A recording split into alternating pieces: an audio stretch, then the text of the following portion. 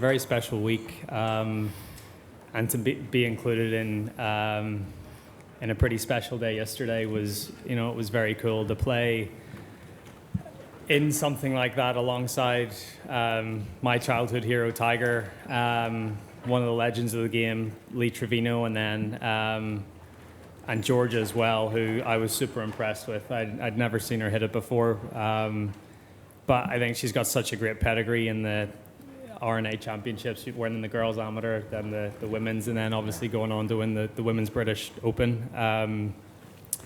Very, very cool to be a part of, and yeah, it's just one of those moments that you sort of take a step back and you sort of think about your journey in golf and what's led you here, and yeah, it just, I guess, made me very proud to be a part of it. And I think as well, this is a special week for me because I missed the previous Open here in 2015, yes. And so to be able to do all these cool things, the celebration of champions, the champions dinner tonight, all that, I've really been looking forward to for a long time. So yeah, great to be here, great to play another Open at St Andrews, and obviously I'm really excited to get the week started. That's great, and you stayed away from the football this week, yeah, clearly. Yeah, very much so. Okay, well, with that, we'll take some questions from the floor. If you can raise your hand, we'll get a microphone to you. We'll get one to Jeff here at the front, please. We'll get to you in a second, Jeff. Okay, we'll start, Jory. Hey, Rory. I wanted to ask you, you played with Lee yesterday, Lee Trevino, and one thing that I've always noticed about him is how happy and always laughing and smiling he is, whether he's playing a round with you, 4 holes with you guys, or going into tournaments. Do you think you can ever reach that state of, mind, or should I say attitude, in tournaments, with not thinking about the results and just be that happy and go into tournaments? No. I think,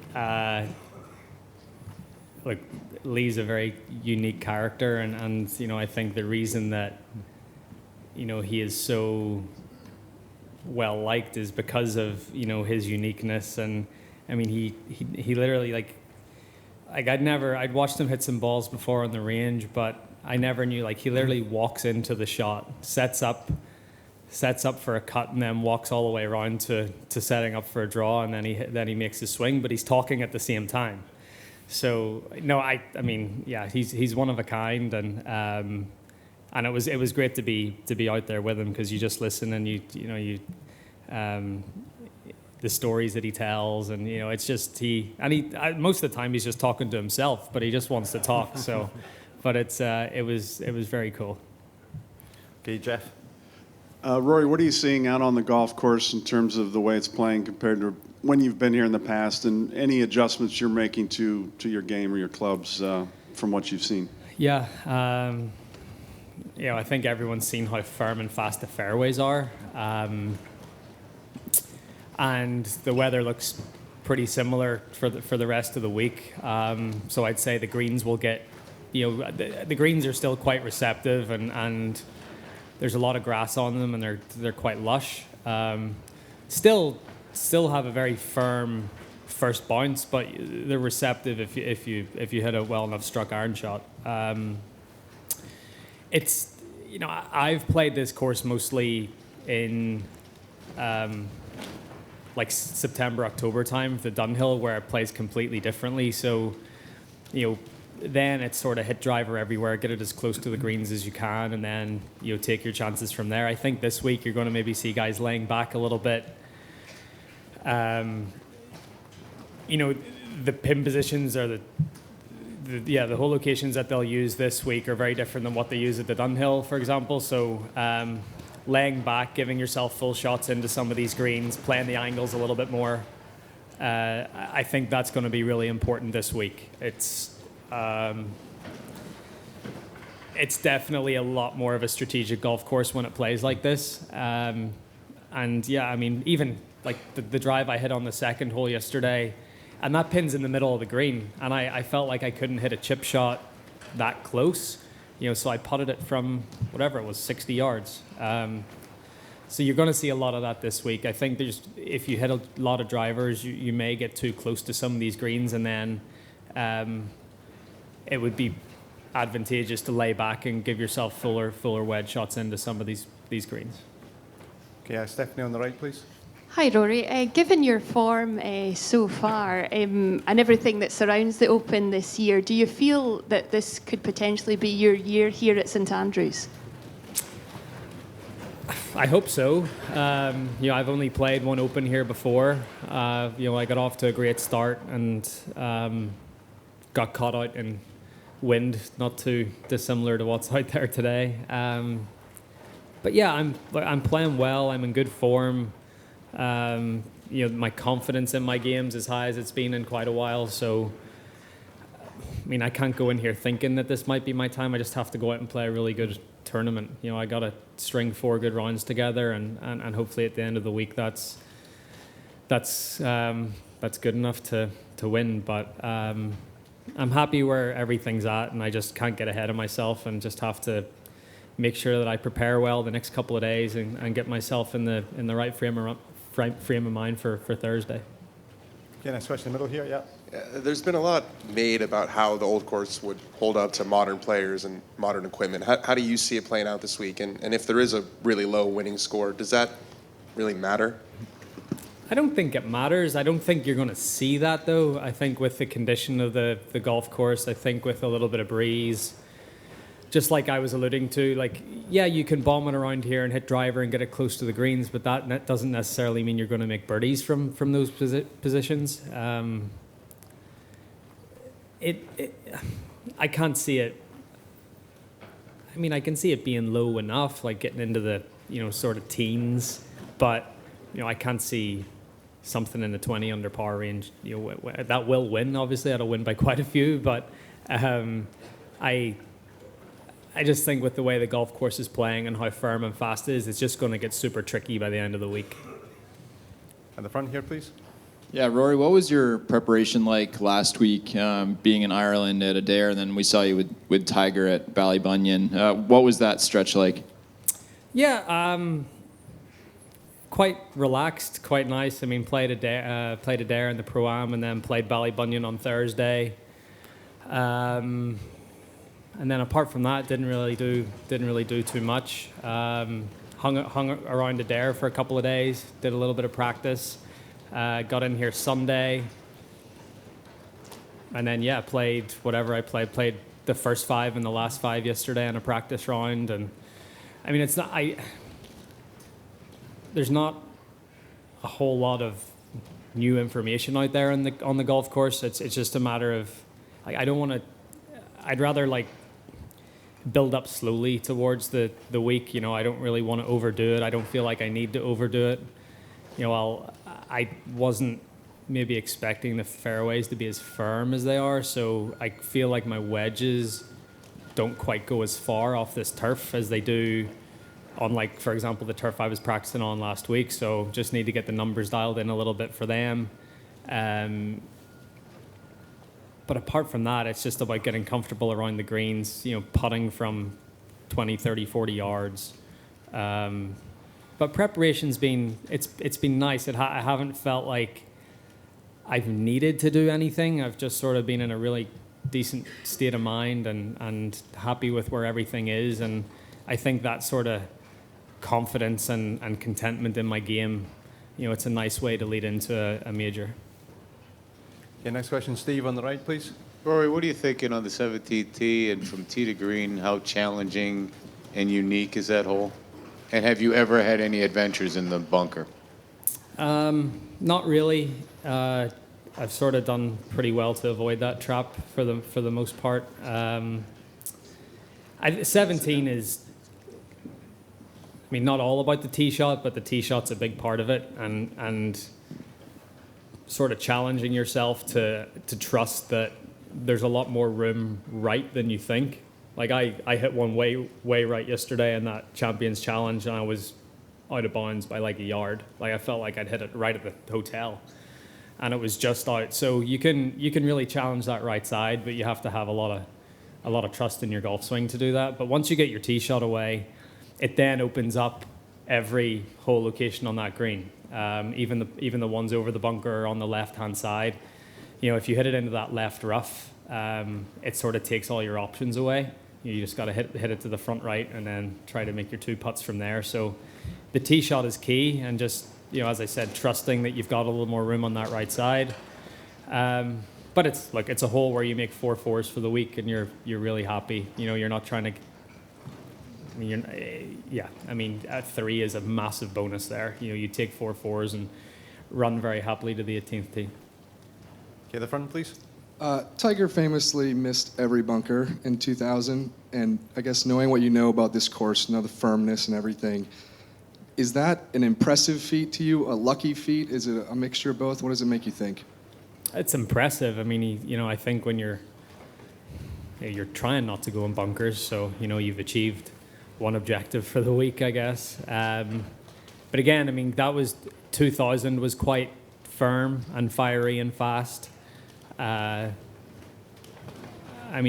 watched a lot of highlights of that year, and I know he hit a lot of drivers and he drove quite a few greens, but I think he was still pretty strategic in some of the golf he played as well. So, it's an unbelievably impressive. I don't know if there are 100 and something, 200 bunkers on this golf course. I think 112. Yeah, it's pretty impressive, especially when there's so many tee shots here that are sort of half blind, and little bunkers that are I don't know. The golf course is so well designed that there's just so many really well placed bunkers here that it's a really impressive feat to stay out of all of them. And then even you think about greenside bunkers, or you get a bad break and you get a firm bounce on a green and it runs through into a bunker or whatever it is. So I think not going in a bunker for the whole week sort of just shows extreme control of your golf ball. Yeah, back middle, please. Hi, Rory. After yesterday, have you noticed a more kind of open and light-hearted Tiger Woods than before? And has that helped you feel a bit more relaxed this week?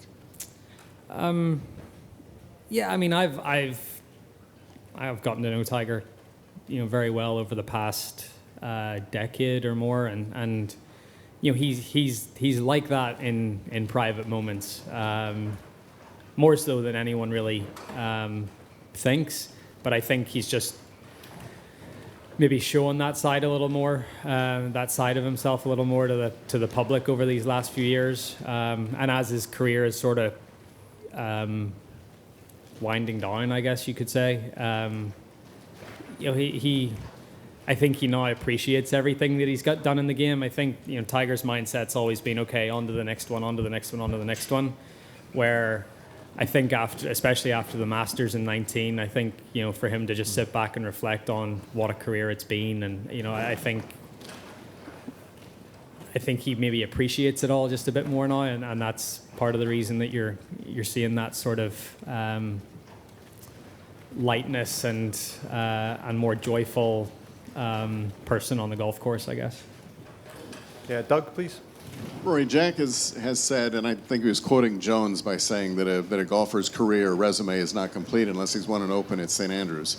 Do you agree with that? And if so, does that not kind of add to the weight of a player this week when you only get to play it probably 3 or 4 times in peak years? Yeah, I would say it's I don't know if a golfer's career is incomplete if you don't, but I think it's the holy grail of our sport. So not a lot of people are going to get that opportunity to achieve that, but that's what winning an Open at St. Andrews is. It's one of the highest achievements that you can have in golf, and whether there's a lot of great players that have won Opens and maybe not had won Opens at St. Andrews. So I think it's unfair to say that a golfer's career isn't complete without that, but it's certainly up there with one of the greatest things you can do in our game. Next question behind Doug, please. Just want to follow up on that first, Rory. Is the holy grail for you the Open here or the Masters? I guess it's both. I'd love to win both, and I'll be greedy and say that I'll take both. Okay. And then my question for you is, you've kind of become the de facto speaker for the PGA Tour on matters with LIV. Tiger Woods has been very much in the PGA Tour camp. Why do you think that is, and what does it mean, and how has he influenced you in any way to feel that way? Well, I think he's the legacy that Tiger's built over 25 years. The platform for him to do it has basically been the PGA Tour. So I think he appreciates the platform that he was given at the very start, and able to play, obviously to play as good as he's played, but then to have that platform to build his brand, to do everything else, even just outside of hitting a golf ball that's made him who he is. And I think as well, he's such a big guy on history and tradition, and he's chasing a record that Sam Snead has held for I don't know how many years. The amount of victories on the PGA Tour, and I think that those traditions and the history of the game are very important to him, and I think he doesn't want to see that all go away. And I think that's a big part of the reason why his position is what it is. Okay, Oliver on the left, please. Rory, last month you created a bit of a viral moment when you said my 21st PGA Tour title won more than somebody else. That somebody else clearly being Greg Norman. Greg Norman's quite dramatically been disinvited from this week's 150th celebrations. Are you quite relieved that he's not going to be here given the circus that he's been creating? Yeah, look, I think it's the 150th Open Championship, and that's what we need to focus on. And I think the focus would have been taken away a little bit if he had been here. So, yeah, I mean, I supported that decision, and I think right now, because of everything that's happening in the golf world, I think it was the right decision to be made. But if things change in the future, or whatever happens, who knows? But I could see a day where he's certainly welcome back. But right now, just with everything going on, we want the focus to be on the 150th Open Championship, and this being a celebration of a wonderful golf tournament and a wonderful game in general. And I think it was the right decision for that. Okay, back right there, standing, please. Yep. Hey, Rory, as a bit of a follow-up on the Tiger question, playing with him yesterday, obviously at Ballybunion, what are you seeing in his game? How do you feel he's holding up physically? And, what do you think it'll take for him to contend? And as a fun follow-up, any funny interaction with JD and his colorful attire and his son yesterday? I actually was very, yesterday for those 4 holes, he was moving better than I'd seen him move in a while, so I was that was really good to see. And his swing, he hitting the golf ball and swinging the club aren't the issue. It's just the walking part of it that's the struggle. So, but he seemed to be moving well. He seemed to be, everything looked pretty good yesterday. So that's encouraging. I saw JD briefly, saw Little John briefly. He was sort of telling me what his schedule is coming up and what tournaments he's playing. I think he said he finished 2nd or 3rd in the Florida State Amateur at the Bears Club a couple of weeks ago. So, he's turning into a good little player, and be, exciting to sort of follow his progress as the years go on. Can you see Tiger contending on Sunday? I think the way the golf course is and the way the conditions are, I could certainly see it. It's not going to be. It's going to be a game of chess this week, and no one's been better at playing that sort of chess game on a golf course than Tiger over the last 20 years. Thanks.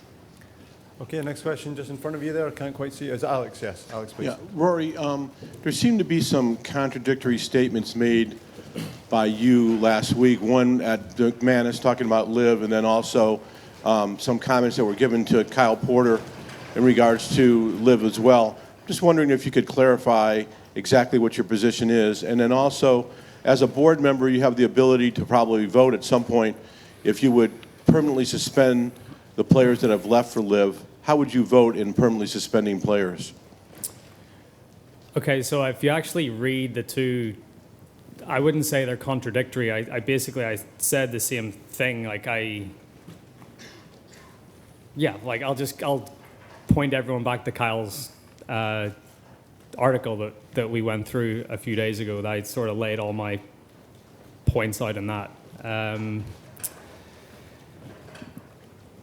And then as a vote, I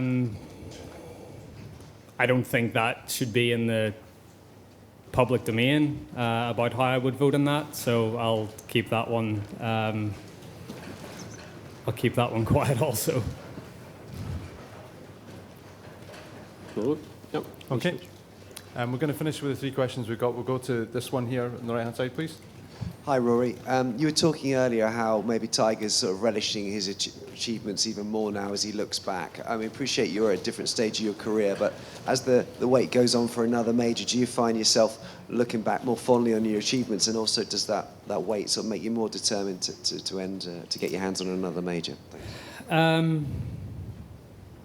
Yeah, I'm certainly not at the reminiscing point of my career yet, so I'm very proud of my achievements and I'm proud of what I've achieved in the game, but I know that there's still a lot more that I want to achieve and a lot more that I can achieve. So, yeah, I look back fondly on what I've done so far, but I still feel like I've got another decade or more of really good golf left in me. So yeah, I'm firmly looking ahead and trying to make the most of the however long left I've got in this game. And then what was the question about Tiger? Sorry. Well, that was all part of the same question. But yeah. I mean, just one other thing, if I may. You talked a lot about how you clearly understand the significance of the 150th Open with all the history and stuff. Does that make it maybe better for the game if you get a player winning that isn't involved in LIV, do you think? Selfishly, for me, yes, I think it would be better for the game. But at the end of the day, everyone that's here has the same opportunity to go out there and try to win a claret jug. And regardless of what tour they play on or whatever that is, it doesn't, whoever wins here at the end of the week should be commended for, one of the greatest achievements in, this game has to offer. So, I'm not going to begrudge anyone if they win the claret jug and they play on a different tour than I play. I mean, it's still a wonderful achievement. They're still playing the same sport. But, I selfishly want that person to be me, and I'm going to try my best to make that happen. Okay, we've got time for the last 2 questions here, then here, but we'll start here. Hey, Rory, Alex Thomas, CNN. You talked about how special it would be to win this week, the 150th Open, and at the home of golf. But of course, you already know what that feels like. How special is it when you're called the champion golfer of the year? Yeah, it's a moment you dream about as especially being from this part of the world, and this is the major championship. That it was the first one I ever attended as a kid, and it just means a little bit more. But yeah, to hear your name and winner of the gold medal, champion golfer of the year, it's what dreams are made of, and I still remember that pretty vividly, and I'd love to replicate that on Sunday evening. Okay, and final question, Phil, please. Rory, 2 wildly different topics. Are you a fan of Monty Python's Holy Grail? Have you seen it? No. Right, good. Next one.